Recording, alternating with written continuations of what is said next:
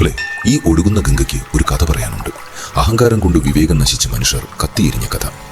സ്വർണത്തിന്റെ തിളക്കത്തേക്കാൾ വലിയ അഗ്നി കാശിയെ ചാരമാക്കിയ കഥ. പൗണ്ഡ്രകൻ എന്ന വ്യാജ വാസുദേവന്റെ നാശത്തിന്റെയും ഭഗവാൻ കൃഷ്ണന്റെ സുദർശന ചക്രം കാശിയെ ദഹിപ്പിച്ചതിന്റെയും സത്യമായ കഥ.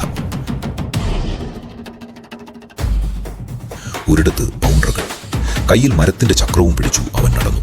പാവം, വിചാരിച്ചത് താനാണ് വിഷ്ണു എന്നാണ്. ആ അഹങ്കാരത്തിന് കൂട്ടുനിൽക്കാൻ കാശി രാജാവും എത്തി. അഹങ്കാരം കണ്ണുകളെ അന്ധമാക്കിയപ്പോൾ പൗണ്ഡ്രകൻ ഒരു സന്ദേശവാഹകനെ അയച്ചു. ദ്വാരകയുടെ ആ സ്വർണ്ണ കൊട്ടാരത്തിലേക്ക് ആ കറുത്ത ചുരുൾ നീണ്ടുചെന്നു. വിഷ്ണുവിന്റെ ആയുധങ്ങൾ ഉപേക്ഷിക്കണമെന്ന ആ വെല്ലുവിളി കേട്ടപ്പോൾ കൃഷ്ണനൊന്ന് പുഞ്ചിരിച്ചു.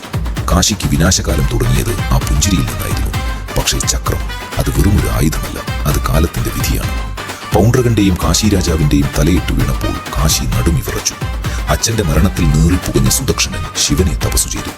സുദക്ഷണന്റെ തപസ്സിൽ പ്രീതനായ ശിവൻ വരം ചോദിക്കാൻ പറഞ്ഞപ്പോൾ തന്റെ പിതാവിനെ കൊന്നയാളെ വധിക്കാനുള്ള മാർഗമാണ് അവൻ ആവശ്യപ്പെട്ടത്. അപ്പോൾ ശിവൻ പറഞ്ഞത്, നീ ഋത്വിക്കുകളോടൊപ്പം ചേർന്ന് ദക്ഷിണാഗ്നിയിൽ വിധിപ്രകാരം ഹോമം നടത്തുക. ആ അഗ്നിയിൽ നിന്ന് കൃത്യ എന്ന ശക്തി രൂപം കൊള്ളും. നീ ആരെയാണോ നിന്റെ ശത്രുവായി സങ്കല്പിക്കുന്നത് അവനെ ആ ശക്തി നശിപ്പിക്കും. പക്ഷേ ഇതിനോടൊപ്പം ശിവൻ ഒരു കണിശമായ മുന്നറിയിപ്പ് നൽകി. ഈ കൃത്യയെ നീ ബ്രാഹ്മണർക്കെതിരെയോ അല്ലെങ്കിൽ ഭക്തർക്കെതിരെയോ പ്രയോഗിക്കരുത്. അങ്ങനെ ചെയ്താൽ ആ ശക്തിക്ക് അവരെ നശിപ്പിക്കാൻ കഴിയില്ലെന്ന് മാത്രമല്ല, അത് തിരികെ വന്ന് നിന്നെയും നിന്റെ വംശത്തെയും നശിപ്പിക്കുകയും ചെയ്യും. അങ്ങനെ അവൻ ആഭിചാര കർമ്മം തുടങ്ങി. ആഭിചാര ഹോമത്തിന്റെ അഗ്നിയിൽ നിന്ന് അവൾ ഉയർന്നു. കൃത്യ. സുദക്ഷണൻ കൃഷ്ണനെ വധിക്കാൻ കൃത്യയെ അയച്ചു. ആകാശത്തെ കരിച്ചു കളയുന്ന അഗ്നിമാരി. അവൾ ദ്വാരകയെ ലക്ഷ്യം വെച്ചു പാഞ്ഞു. പക്ഷേ ദ്വാരകയുടെ കാവൽക്കാരൻ അവിടെ ശാന്തനായി ഇരിപ്പുണ്ടായിരുന്നു. അവിടുത്തെ ഒരു പുല്ലിനെ പോലും സ്പർശിക്കാൻ ആർക്കും കഴിയില്ലെന്ന് ആ പാവം അറിഞ്ഞില്ല.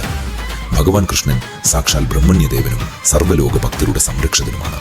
സുദർശന ചക്രത്തിന് മുൻപിൽ ആ ആഭിചാര ശക്തികൾ കരിഞ്ഞുപോയി. കൃത്യ പ്രാണരക്ഷാർത്ഥം തിരിഞ്ഞോടി തന്നെ സൃഷ്ടിച്ചവരിലേക്ക് തന്നെ. കാശി നഗരം ചക്രത്തിന്റെ വട്ടത്തിനുള്ളിലായി. അധർമ്മം നിറഞ്ഞ ആ കൊട്ടാരങ്ങളും തെരുവുകളും വെന്തുരുകി. ഒടുവിൽ ആ പുകപടലങ്ങൾക്കിടയിൽ കാശി ചാരമായി മാറി. അന്ന് ആ ചാരത്തിൽ നിന്നാണ് ഇന്നത്തെ കാശി ഉണ്ടായത്. അഹങ്കാരം നശിച്ച മണ്ണ്, പുണ്യം നിറഞ്ഞ മണ്ണ്. ഈ ഗംഗ ഇന്നും ഒഴുകുന്നത് ആ ചരിത്രവും പേറിയാണ്. ഓർക്കുക, ധർമ്മത്തെ എതിർക്കാൻ ആര് വന്നാലും കാലത്തിന്റെ ചക്രം അവരെ തേടിയെത്തും.